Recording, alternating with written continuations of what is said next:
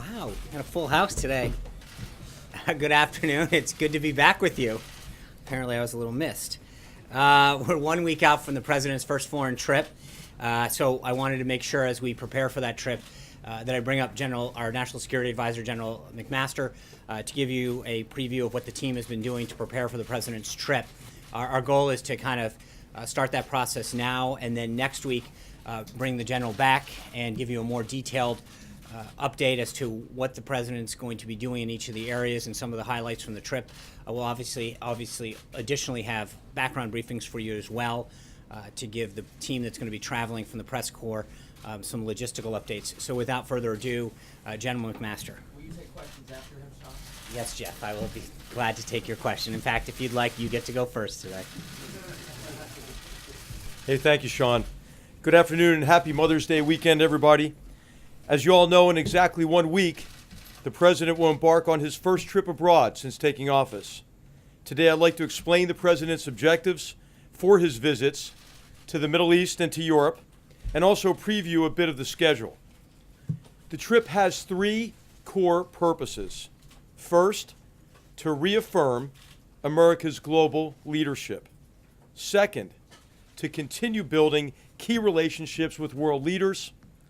And third, to broadcast a message of unity to America's friends and to the faithful of three of the world's greatest religions. The President prioritizes building strong relationships, as you see here, every day with world leaders as a way to strengthen our alliances. And he's been successful. You can see that in his diplomacy with a range of leaders, from Prime Minister May to President Xi. President Trump understands that America first does not mean America alone. To the contrary, prioritizing American interests means strengthening alliances and partnerships that help us extend our influence and improve the security of the American people. This trip is truly historic. No president has ever visited the homelands and holy sites of the Jewish, Christian, and Muslim faiths all on one trip. And what President Trump is seeking is to unite peoples of all faiths around a common vision of peace, progress, and prosperity. He will bring a message of tolerance and of hope to billions, including to millions of Americans who profess these faiths. The President will focus on what unites us. The President's trip will begin in Saudi Arabia, home to the two holiest sites in Islam. He will encourage our Arab and Muslim partners to take bold, new steps to promote peace and to confront those from ISIS to Al-Qaeda to Iran to the Assad regime who perpetuate chaos and violence that has inflicted so much suffering throughout the Muslim world and beyond. He will lead the first steps toward a stronger, more capable, and more robust security partnership with our Gulf, Arab, and Muslim partners. And he will develop a strong, respectful message that the United States and the entire civilized world expects our Muslim allies to take a strong stand against radical Islamist ideology, an ideology that uses a perverted interpretation of religion to justify crimes against all humanity. He will call for Muslim leaders to promote a peaceful vision of Islam. The President will then travel to Israel. With President Rivlin and Prime Minister Netanyahu, he will reaffirm America's unshakable bond to the Jewish state. With President Abbas, he will express his desire for dignity and self-determination for the Palestinians. And to leaders and peoples alike across the entire trip, he will demonstrate his hopes for just and lasting peace. In Rome, the President will be honored to accept an audience with Pope Francis. He looks forward to paying his respects and to discussing religious freedom, ways to combat religious persecution, human trafficking, and cooperating on humanitarian missions across the globe. He will also pay his respects to the Italian people by meeting with President Mattarella, the head of state and one of America's most important treaty allies and trading partners. He also see again Prime Minister Gentiloni, who is hosting the G7 conference in Sicily. From Rome, the President will continue to Brussels for the NATO leaders meeting. There he will reaffirm America's commitment to the alliance, while stressing the need for members to pay their fair share, to shoulder responsibility, to share burdens, and for the institution to continue on the path of strengthening the alliance. President Trump will end his trip in Sicily for the G7 meeting in Taormina, where he will promote American economic leadership and also address unfair trade practices. He will remind our friends and partners that we are eager to explore further ways to address threats to our mutual security, from North Korea to Afghanistan to the broader Middle East. Before leaving, the President will visit Naval Air Station Sigonella, where he will thank our wonderful and courageous servicemen and women, allied personnel and family members for their sacrifices to keep us safe. And across the trip, he will meet our diplomats, the staff in our embassies who represent us so well across the world. Lastly, just a few words on how this all came together. The impetus for this trip came from the President himself, and he has been fully engaged from the beginning, setting objectives, overseeing the planning. The President is receiving regular briefings from his cabinet and from our senior staff here on the national security side and on the economic side as well. Most of the leaders the President will meet on this trip, as you know, he's already met in person or certainly by phone. These relationships are off to a very strong start, and the trip is an opportunity to broaden and deepen those relationships. The administration continues to be in close contact and consultation with Congress, and we're drawing on the expertise across the Senate and the House in preparation for the trip as well. And finally, this really is a team effort. The White House and National Security Council staffs, the National Economic Council, continue to work closely with our Departments of State, Treasury, Defense, and others to fulfill the President's objectives and ensure smooth execution. On behalf of the President, I express the whole administration's thanks for all the hard work it takes to organize a trip of this scope and of this importance. So the President of all of us are looking forward to the journey. And with that, I'll take a couple of questions. Defer to Shonda. General McMaster, how was this president viewed among our Arab allies, Saudi Arabia, UAE, and others, compared to his predecessor? Well, I'll just say the President's leadership has been welcomed enthusiastically. There was a perception that America had largely disengaged from the Middle East in particular, and that disengagement coincided with this humanitarian and political catastrophe in the region. And so now there's a broad recognition among all of our partners in the region that American leadership is necessary to help address this catastrophe and to begin to move the region toward the peace, security, and stability that the people there so deserve. And so what you're seeing, I think, is a galvanizing effect of the President's leadership in bringing those leaders together across the region, bringing them together for a positive agenda, right? Who's against ending this catastrophe? Who's against confronting these terrorists who are the enemies of all civilized people? Confronting Iran, who's participating in this cycle of violence, and to bring prosperity, peace to the region, the people who so richly deserve it. Thanks. Somebody who is crucial, obviously, in the intelligence community, somebody who's leading the National Security Council. So I have to ask you, this week in particular, there have been a lot of reports, including from our network, that intelligence officials are extremely concerned about how James Comey was fired. Do you believe that that threatens national security right now? Well, I told Sean that I would pass all those questions to him, and he'll be happy to answer that after this. But What I'd like to do is focus on the. I'd like to focus on the trip, and I'll come back next week with more details of the trip as well. Thanks, John. You said the president the impetus for the trip came from the president himself. Was it the president himself who decided to begin this trip in Saudi Arabia, the birthplace of Islam? And is there symbolic significance to that? And how many of our Muslim allies, how many Muslim majority countries will be represented at the meetings in Saudi Arabia? Yes. Well, this is the president's initiative to begin the trip in the Middle East. Hosted by King Salman and the Kingdom of Saudi Arabia, and the King is going to bring together partners from across the region to meet with the president. So the answer to your question is, and I can answer it in more detail next week, because it's still coming in, the sort of the final attendees. But he'll meet with a broad range of leaders in the Middle East. Of course, many of whom, most of whom he's met already here, or by phone certainly. And we have the Crown Prince Mohammed bin Zayed is coming, for example, on Monday as well. Steve. Sean, General McMaster, at the beginning of this very long week, we were hearing speculation that the president was considering thousands more troops for Afghanistan. When he goes to Brussels on Thursday of next week, what is the message to the NATO partners with respect to their commitment in this long fight? Well, the key is that all of us have to be committed, right, to achieving our fundamental objectives in Afghanistan. I mean, Americans know really better than anybody, because the mass murder against our own country on September 11, 2001 originated with the terrorist safe haven and support base in Afghanistan. Recently, we have been engaged against ISIS, or in ISIS Khorasan in Afghanistan, with highly successful operations there that you'll hear more about in a press conference at the Department of Defense here in the near future. But what has happened in Afghanistan is the Afghan army is taking the brunt of the fight against these transnational terrorists and the Taliban.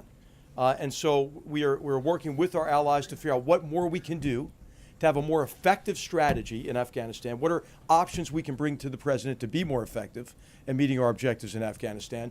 And what more can we ask our allies to do, which we're asking them now? So this is going to be really consistent with the president's guidance to us. Has the president decided that there should be thousands more troops? Is that The president has not made a decision yet on a course of action. What we have done, which is what we have done in many cases on the North Korea problem set, for example, is we've consulted broadly across our government and with allies. The president wants to hear from our allies as well. This is a president who listens to his allies and partners, who have an opportunity to do so at the NATO summit, who have an opportunity to do so at the G7. And so what we'll have at the end of this next few weeks here is an opportunity for a much more effective strategy for the problems set in Afghanistan, Pakistan, and the region broadly. Jessica. Thank you, Sean. General, if you could talk first about the evolution from the way the president campaigned, which was a more unilateral foreign policy, to this multilateral engagement that you're emphasizing, and the way that you're rolling out this trip to explain that. And then secondly, if you could also talk about the decision to send a delegation to the One Belt, One Road forum in China, and what you hope to get out of that. Okay. Thank All right. you. So America First never didn't mean America alone ever. I don't think. And so what we have done is advance the president's agenda in national security by strengthening alliances, by burden sharing.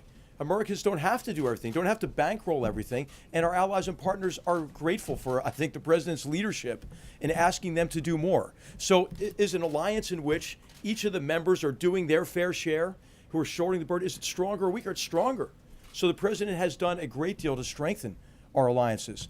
And America First didn't mean America not leading, right? So for America to secure and advance its interests, that requires American leadership. And so the president's leadership has been welcomed in all of the places that he'll be visiting on this trip, and his agenda, I think, that he laid out in the campaign is being operationalized and implemented by his cabinet primarily, with the assistance of our team here in the White House. Vivian. Can I just press you on that, General? Two questions. First, there were reports out of Israel that President Trump may try to get Benjamin Netanyahu and Mahmoud Abbas in the same room together while he's there. Is that in fact the case? And also, to NBC News yesterday, the president said that General Mattis and his other generals would be announcing something on ISIS next week. And so, as one of the generals on his administration, can you talk to that? Is there an announcement coming next week? On the first part, it'll be whatever the president wants to do. So a lot of what we do in the National Security Council is try to keep up with the president. So you may have I think there are plans to reach out to both of them to get them together. The final plans aren't set yet. We can comment maybe more about that next week. But it'll obviously be up to the president and those leaders about how he wants to engage with them. But he'll engage with both those leaders there as part of the trip. In terms of the campaign against transnational terrorist organizations and ISIS in particular, the president has asked us to do everything we can to defeat ISIS, and in particular to ensure that we defeat ISIS in this, the so-called caliphate in the terrain that they're endeavoring to hold on to in Syria, Iraq, Afghanistan, and other areas. And what the president has also told us is he doesn't want to telegraph what he's doing tactically, day to day. He wants the Department of Defense and our military commanders to be able to execute those campaigns consistent with his guidance, the policy, and the strategy that he's approved. And so what next week will do will be an opportunity for our military leadership to lay out how they are executing the president's guidance, the progress they've made in the campaign, and what remains to be done. And so that's really the emphasis of the press conference next week. Thank you, General. Can we hear about Russia and the agreements that were made this week with Russia's top diplomat? I mean, you're going to the region to speak with Arab allies. How are you going to explain agreements you've made with Russia, allied with Iran, in Syria, a place that the president has said is now a priority for him? I would characterize the engagements with Russian leadership by our Secretary of State, the brief meeting that the president had with Foreign Minister Lavrov, the phone conversations that we've had with Russian leadership as engagements, not decisions or specific approaches. I think what the president has made clear is that he will confront Russian disruptive behavior, such as its support for the murderous Assad regime in Syria, and its enabling of Iran and its very destructive policy and strategy that it's executing across the Middle East, what it's done and continued to do in Ukraine. He'll confront that disruptive behavior, but the president's looking for areas of cooperation. There are a lot of very significant security problem sets across the world. All of them would get easier, right? If Russia were to come to the conclusion that it could best advance its interests through cooperating with the United States and others to resolve those conflicts rather than perpetuate them. But aren't they party to those conflicts and causing them in Syria? I mean, the president said at the end of his meeting with Lavrov that it was really good, that there was, he spoke in very positive terms, that there was progress made. Are you saying there were no agreements? The president spoke in positive, affirmative, strong terms in his engagements with Russian leaders. Thank you very much. Just follow on my question. I'll take one more. Sean? Back here, actually. Can you tell us a little bit more about the America First policy, about how it changed over time? Because it's not been very clear what it means and how other people would want to sign up for it. Well, what it means is that the president is prioritizing the security and interests of the American people. You can see that with what Secretary Ross has done in the economic relationship with China, to look for ways to advance American prosperity. Every theme of this trip is wholly consistent with the president's approach to prioritize the American people, American security, American jobs, American prosperity. And so you'll see that with I think, almost a refreshing, I would say, integration of what we're doing in terms of security partnerships, along with economic relationships, and the diplomatic engagement that the president's cabinet has been engaged with since he's taken over as president. And this trip is going to be a tremendous way to solidify the gains already made and advance them further. General. Thanks very much.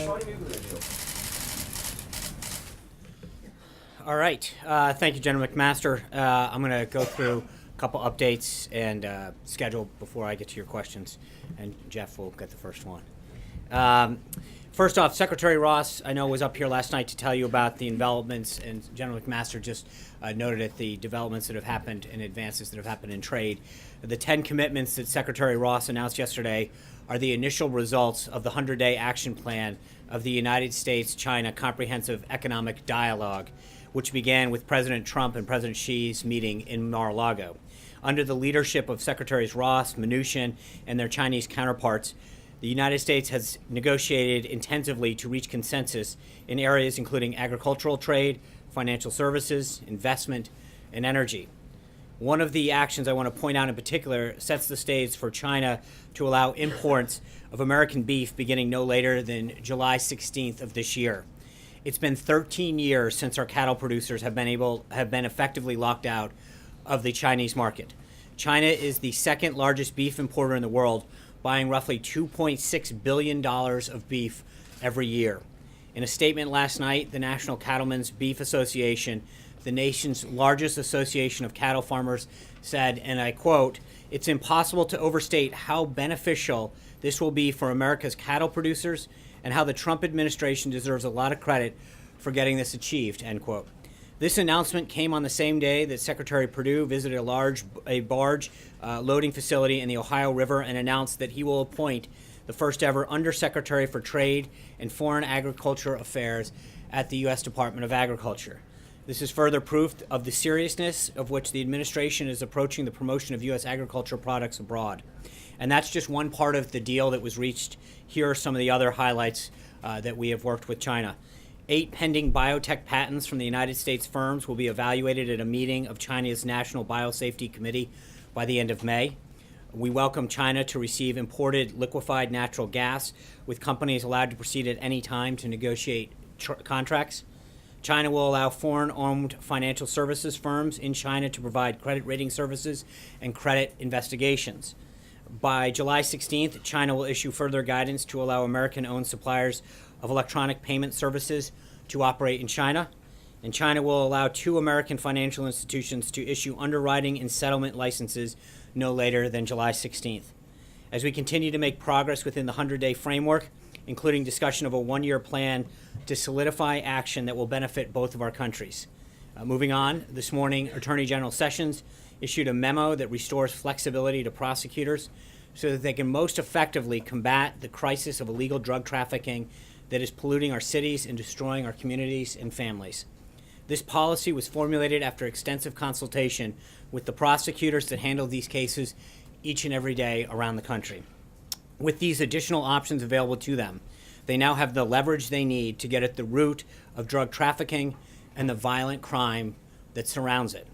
As the Attorney General said this morning, this will take the handcuffs off our nation's prosecutors, and if I can add, it frankly puts the handcuffs on the drug traffickers who threaten the safety of our families and communities.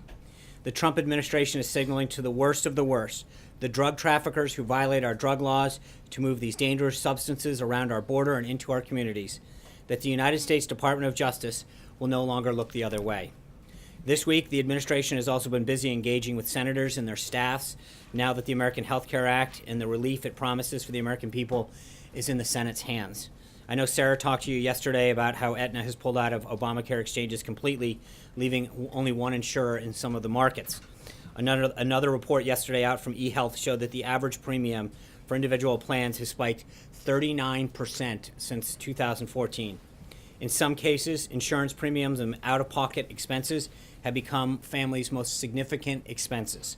With each new report, it becomes clearer and clearer that we can't wait any longer to repeal and replace this failing system. Until we enact serious reforms of the healthcare system, the American people will continue to suffer under the consequences.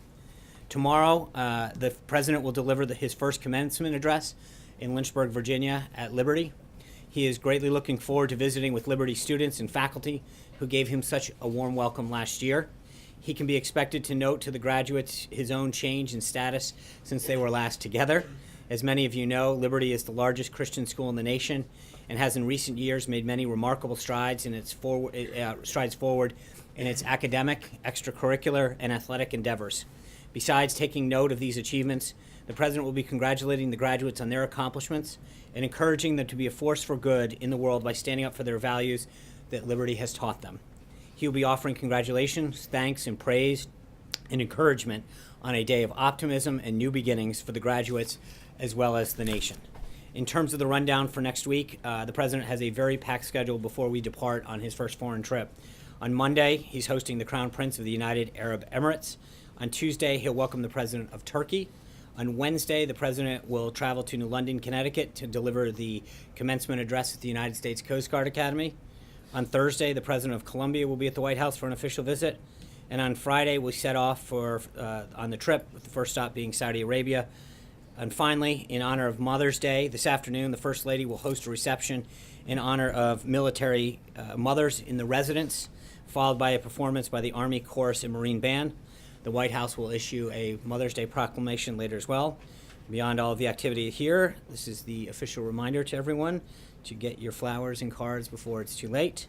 And with that, Jeff Mason. Thank you for that reminder, Sean. You're welcome. moving on to the news of the week, really, and the day, did President Trump record his conversations with former FBI Director Comey? I assume you're referring to His the tweet, and I've talked to the president. The president has nothing further to add on that. Why did he say that?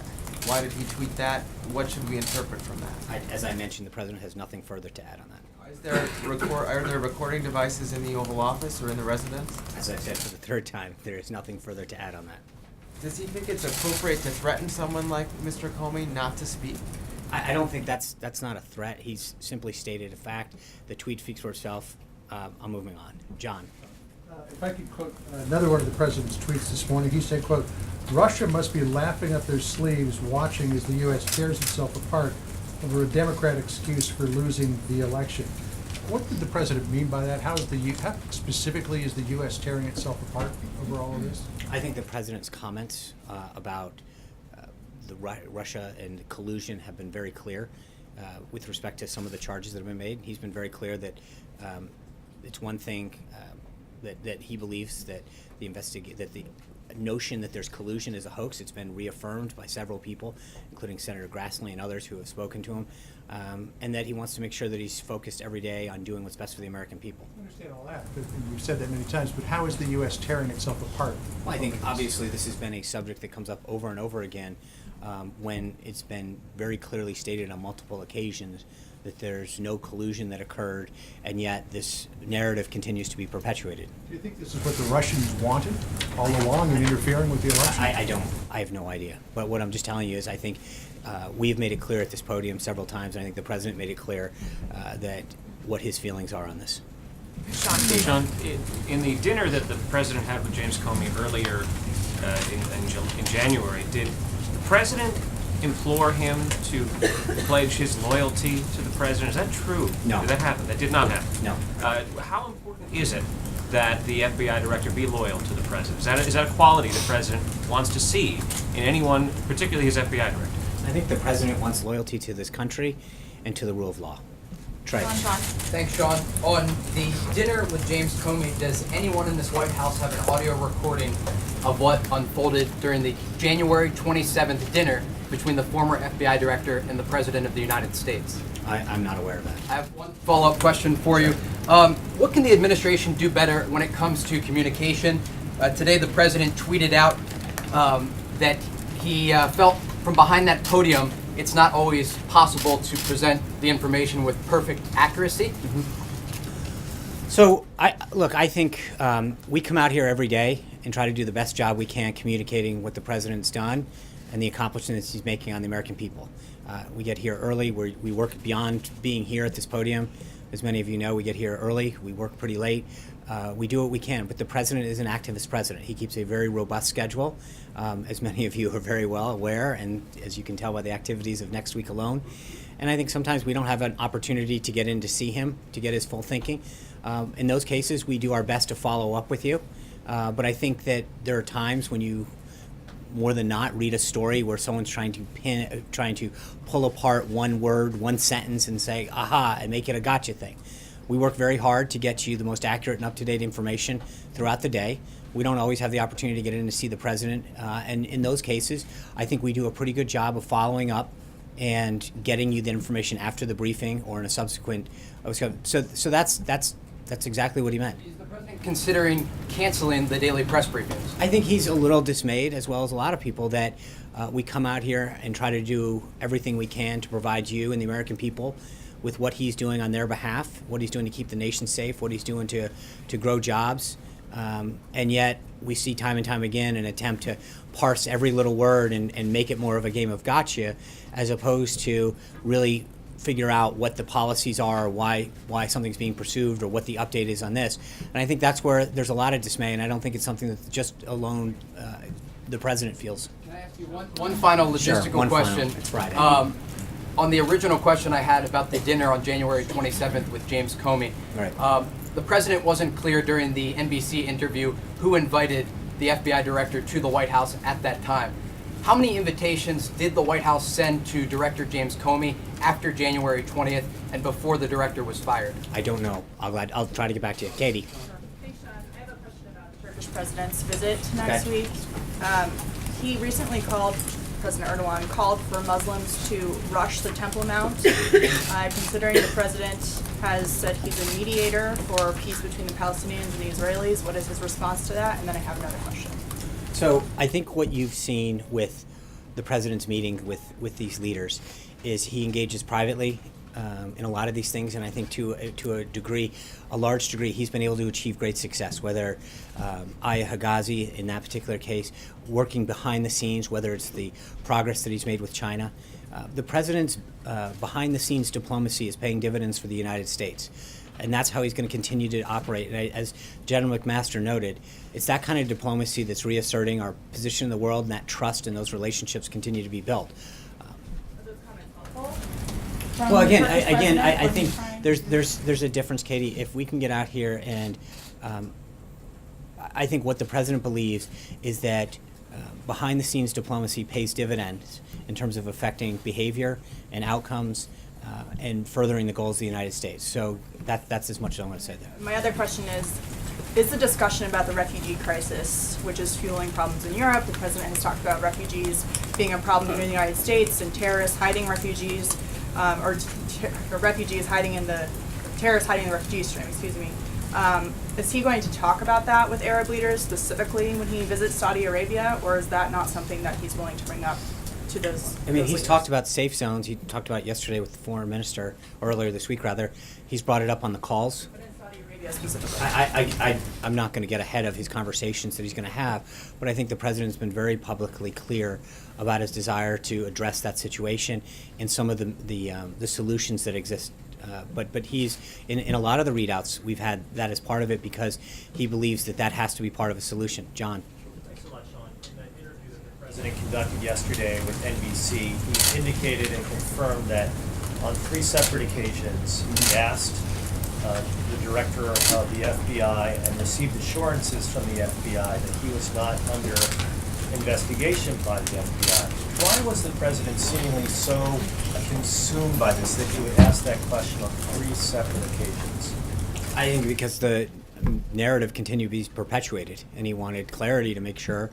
But again, I haven't spoken to him on it about the reason, but I think he answered it yesterday very clearly, and so I can get back to you. But that's the answer. I would appreciate you getting back to me. And as far as asking that question, did the president ask the White House counsel whether it would be appropriate to ask such a question, given that it was against generally Justice Department guidelines to indicate whether or not investigations are ongoing against any individual, let alone one at the White House? I don't know. I will tell you that I know several legal scholars, including Alan Dershowitz and others, have said there was nothing inappropriate about that. Dave.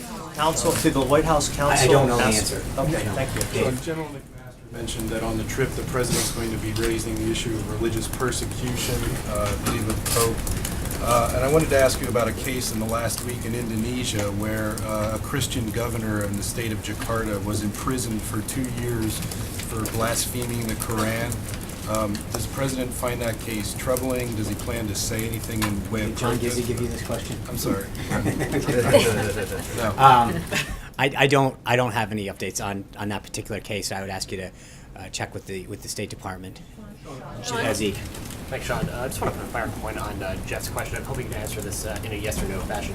Is the President of the United States currently recording conversations taking place in the Oval Office? I think the point that I made with respect to the tweet is the President has no further comment on this. Cam. Follow up, and since you were involved in this on Tuesday night as well, giving a blanket answer saying at the time that it was all him regarding Deputy Attorney General Rod Rosenstein. Why did you come out with information that was later contradicted by the president 2 days later? Could you explain the TikTok? When were you brought in? Who else was involved? Why were the American people given incorrect information that night? I don't necessarily believe that that's true, Zeke. There was a decision-making process. The president explained it in the interview process. The bottom line is that the director of the FBI serves the pleasure of the president. The president made a decision to replace him, as he has stated very clearly now publicly. The president is now focused on making sure that he finds a replacement that has the leadership qualities to lead the FBI. That's it, plain and simple. Cam. Follow up on that real briefly. What you said Tuesday doesn't match what the president was laying out. yesterday in this report. Can you walk through why the discrepancy in terms of whose decision this was? Well, it's always the president's decision. That's it, final. Did he take the... Like, as I mentioned to Zeke, this is ultimately the president's, always going to be the president's decision. Everyone who serves at the pleasure of the president, it's ultimately going to be his decision to hire someone, to fire someone. He made a decision, in part based on the recommendation, and he's now focused on making sure that we have a replacement at the FBI to instill the proper leadership they need. Blake. About the way forward as it relates to who the president might nominate to be the FBI director. Where does that process stand right now? How many people have been interviewed? Does the president hope to wrap this up before he goes overseas? On the timing, I think as soon as he finds a candidate that fits the qualities that he feels are necessary to lead the FBI, that's the timeline of that. I know that the Department of Justice has begun to create that list, and I believe they're going to, if they haven't already, are going to be starting the process of interviewing people either today or through the weekend. But I mean, the president obviously wants to make sure that we've got the right person, and that process is being headed by the Department of Justice. The other day about how somebody not necessarily being political in that role, if somebody has been a member of Congress, past or present, does that count as an automatic disqualifier as somebody who is? I've not asked the president, but I don't believe that he has stated any sort of in and out. The Department of Justice is screening candidates, and I'm sure that as they feel as though they've got a list of finalists, they'll share that with the president, and he'll make a decision. Does the president still have confidence? The other day, someone asked, does the president have confidence in Andrew McCabe?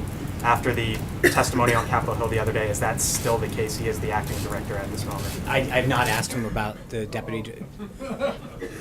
I've not asked him about his. Generally, I don't go through the list of government employees and ask him, so I've not asked him specifically about that. Amen. Yesterday, Sarah told us that the president expects that the FBI investigation will be wrapped up with integrity. That's what the White House wants. Today, the president tweeted and called it a witch hunt. How does tweeting and calling it a witch hunt help wrap that investigation up with integrity? The president, no one wants this done. He wants to know very clearly. There's two pieces of this. Right, which is what was Russia's involvement. And the president is obviously very concerned about any entity's attempts to influence the United States election. And that's one investigation. I think the second, this false narrative that we continue to fight every day that has been debunked by intelligence individuals, members of Congress who've been briefed over and over again, that's where I think he's growingly concerned, as well as a number of American people who are growingly concerned that there is this perpetuated false narrative out there. That's I think, the nut of this. I talked to a former FBI official today who said that the president's tweet, the implicit threat to former FBI Director James Comey, indicates that the president, in his words, is simply out of control. I'd like to get you to respond to that. Is he? That's frankly offensive. John. Thank you, Sean. Two questions about the FBI director selection process. You said the names are coming from the Justice Department right now. Mm-hmm. Is the president consulting with Democratic congressional leaders as well, or Republican congressional leaders on this? Or is he just getting names out of DOJ? That's a good question. I know that he was, obviously he's going to take input from them. I don't know what specific conversations he's had. So I'd be glad to check on who he's spoken to or maybe speaking to. Anita. I had a I'm sorry, I forgot you too. Follow-up question. I got confused that Dave stole one. Now, I know that you said you're not disqualifying anyone on this. You also know there has been considerable mention in the last 24 hours of former House Intelligence Committee Chairman Mike Rogers as the new FBI director. Does the president have a meeting planned this weekend with Congressman Rogers? I'm not aware of anything of that nature on his schedule.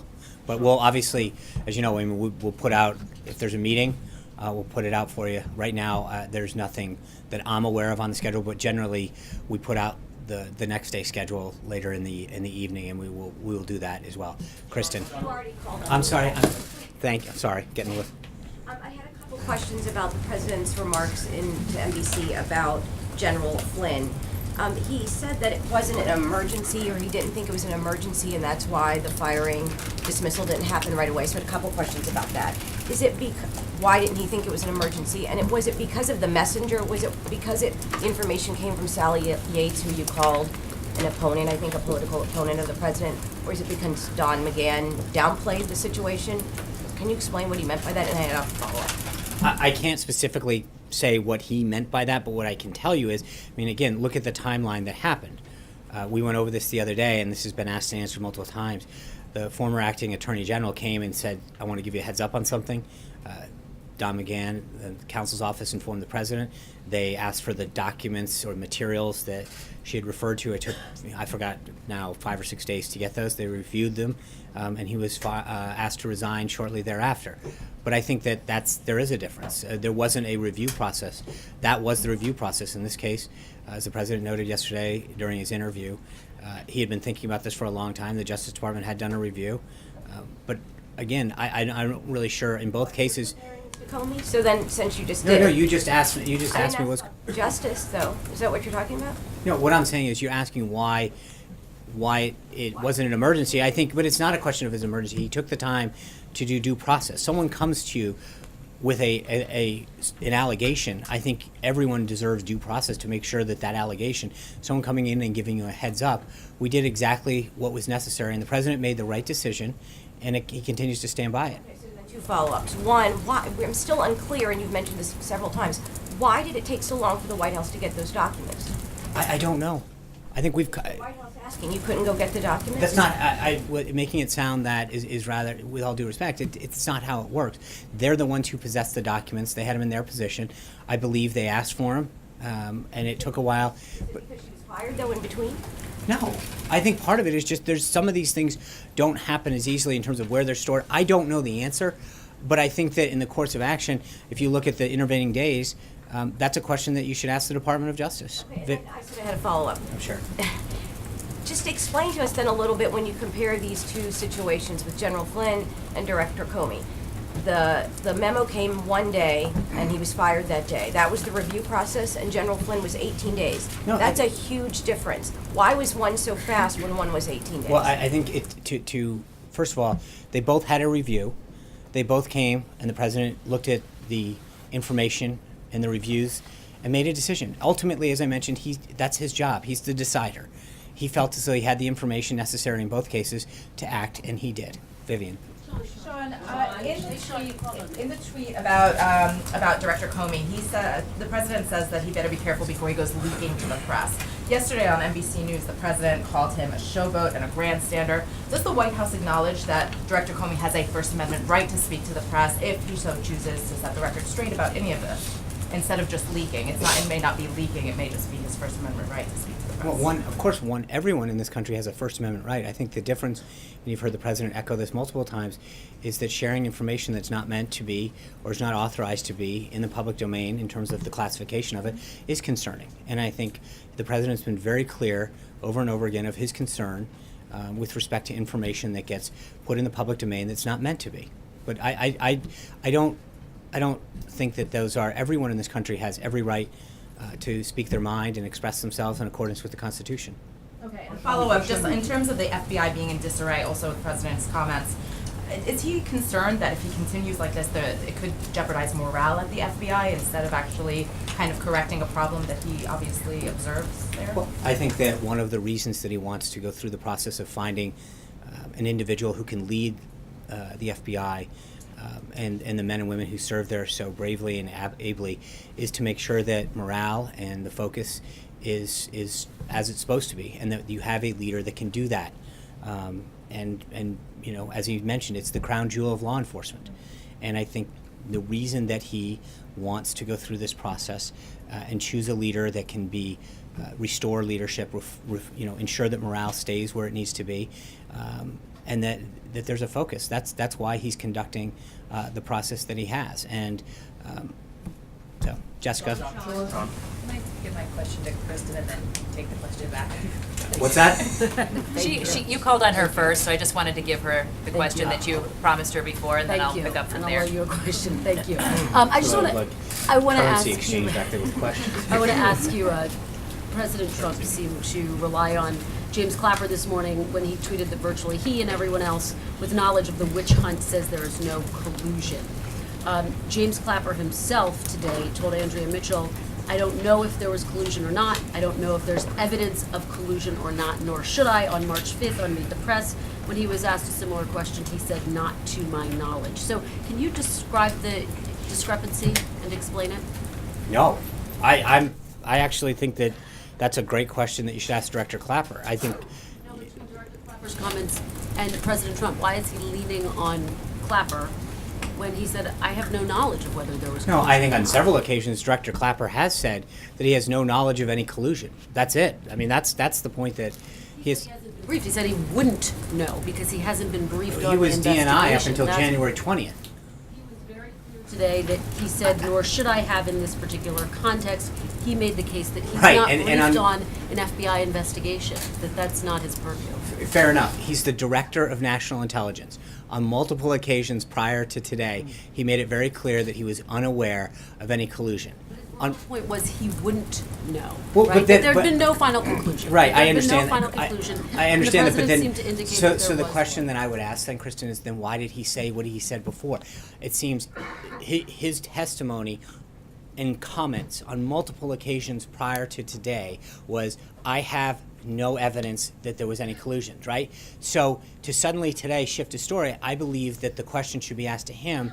You were the Director of National Intelligence. You said multiple times, including in testimony in front of Congress, under oath, that there was no collusion. I believe that that's a question for him. final conclusion made about this investigation, right? There's an ongoing investigation. He's not making that argument, is he? I understand, but my point is that all we're able to do at this point is that the people who are aware of the former Director of National Intelligence, the head of the nation's agencies, intelligence agencies, makes multiple statements, as others, Charles, Senator Grassley and others, talking about the involvement, making it very clear that there was none. We took him at their word then, and we continue to believe. But I want to Well, move then on to that, just again, one I other think question. that, but the question, Kristen, before you move on, is then why did he make the statements that he did when he did? To turn around now, months later, and say, well, even though I made those comments on multiple occasions, I wasn't briefed?